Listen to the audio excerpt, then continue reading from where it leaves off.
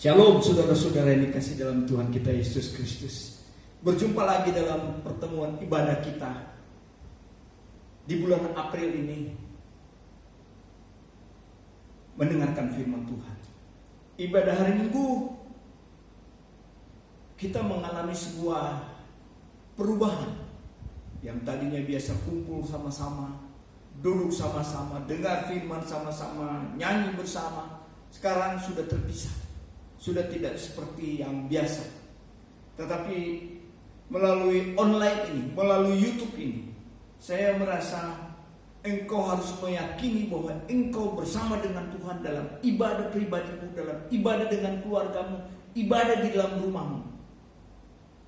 Saudara yang dikasih Tuhan, dunia sedang berubah. Situasi sedang berubah. Banyak hal yang sedang dalam kebingungan. Di pabrik, di kantor, di dunia marketplace, berdampak ke gereja juga. Yang akhirnya oleh karena sampar penyakit COVID ini menjadikan kita harus beribadah di rumah. Ikuti aturan yang dianjurkan oleh pemerintah. Berdampak pasti buat saudara dan saya, karena firman Allah memberikan sebuah kekuatan buat saudara, sehingga saudara tidak merasa sendiri. Saya juga tidak merasa sendiri. Memangnya cuma saudara yang kangen. Saya juga kangen dengan saudara. Ingin berjumpa dengan saudara, beribadah bersama-sama. Tapi apa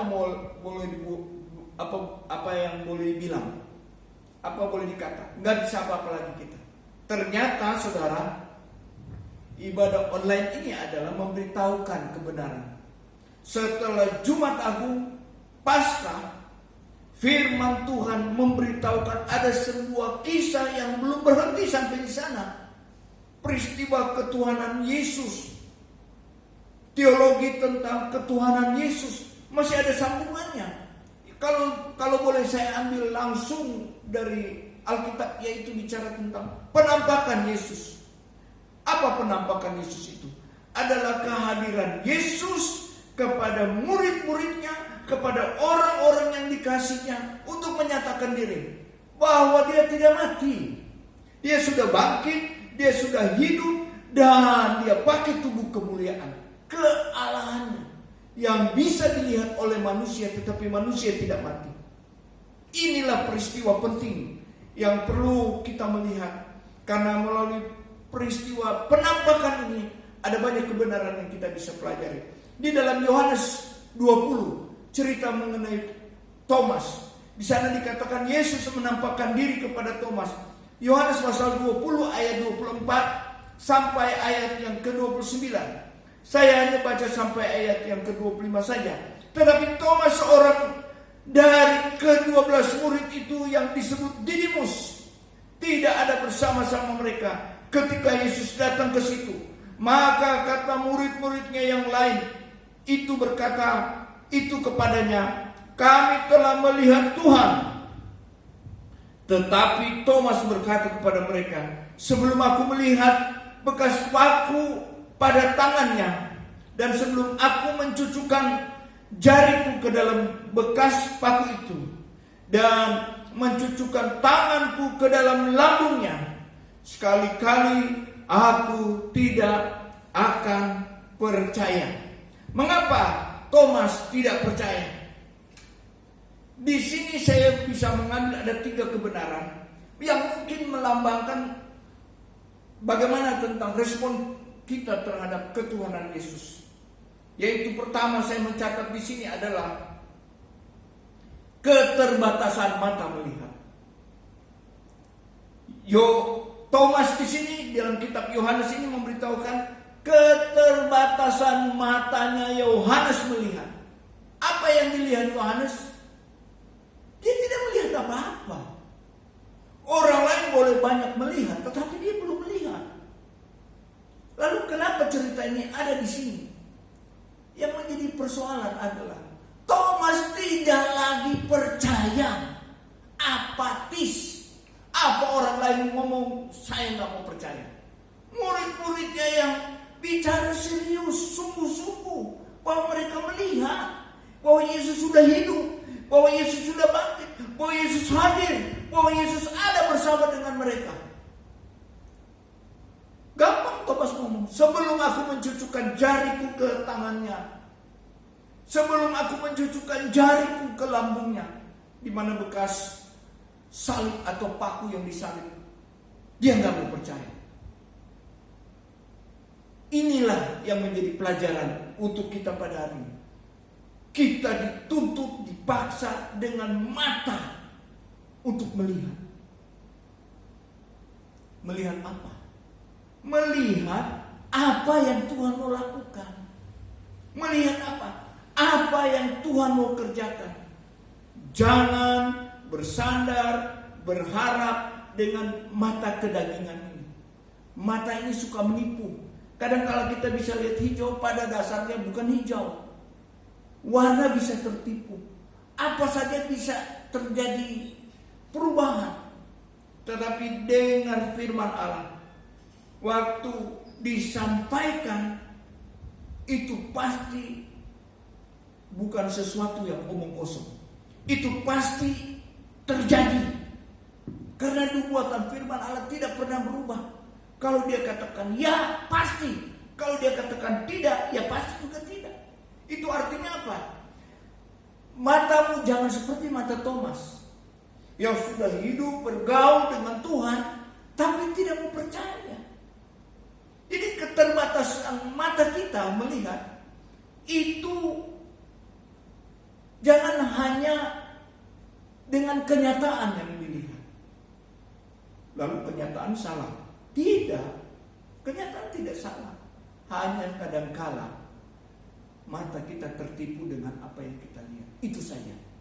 Poin yang kedua yang saya mau gali dari kebenaran ini adalah keterbatasan hati mengerti firman Tuhan. Makanya di dalam kitab Roma pasal 10 ayat 17 dikatakan di sana demikian. Saya bacakan ya.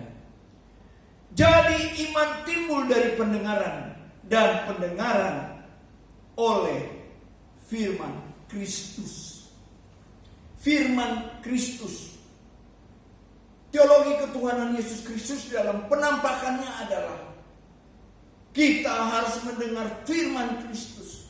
Firman-Nya pribadi dari Yesus Kristus.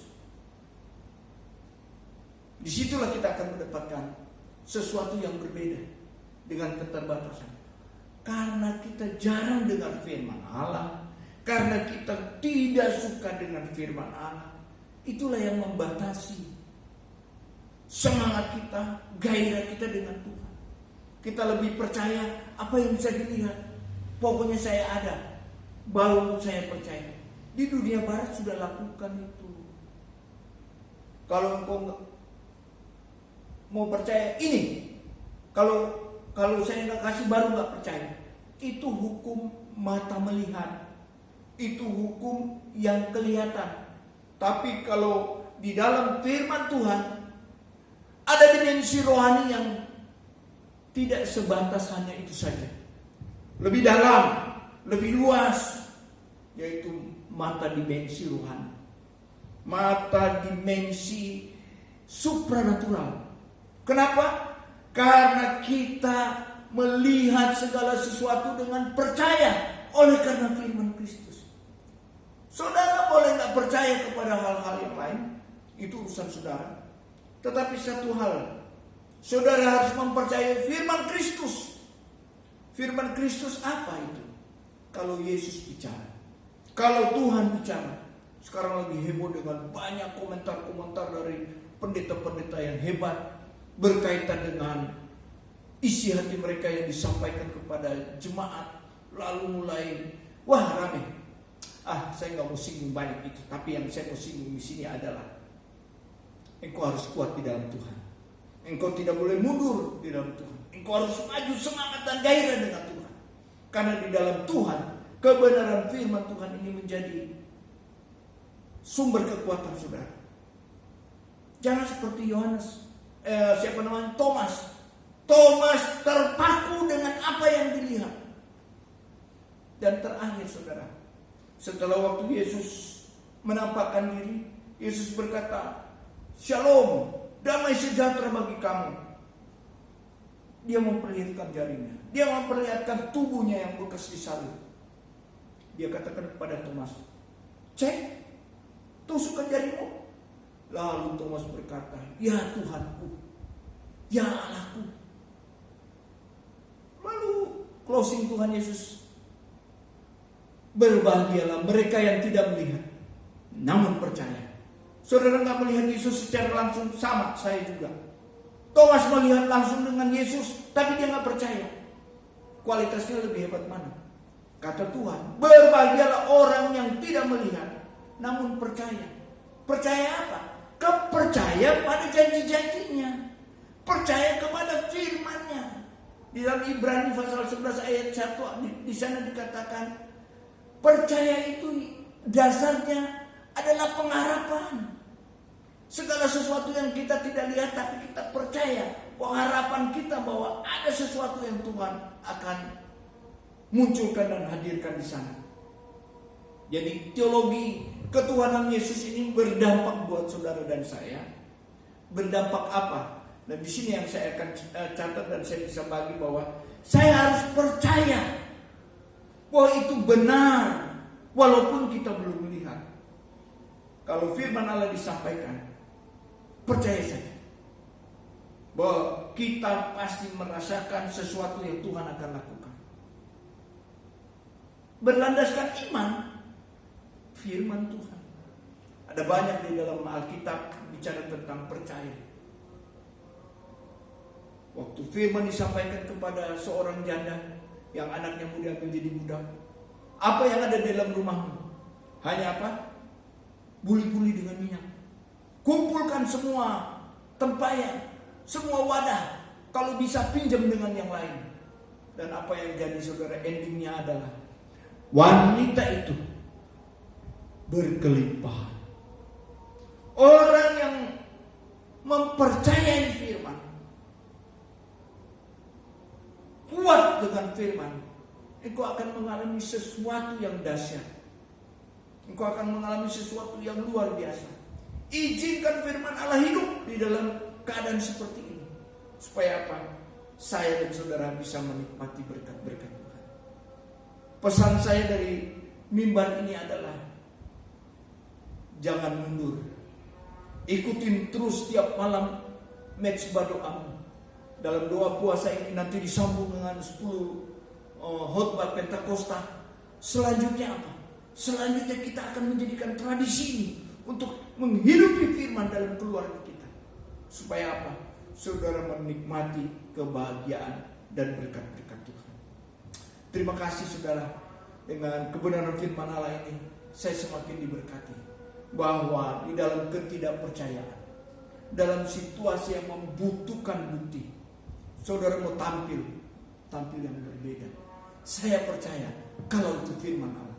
Saya percaya kalau itu ada dasarnya dari Alkitab. Yakinilah, Tuhan tidak akan tinggalkan engkau. Tuhan memberkati firman-Nya. Puji Tuhan.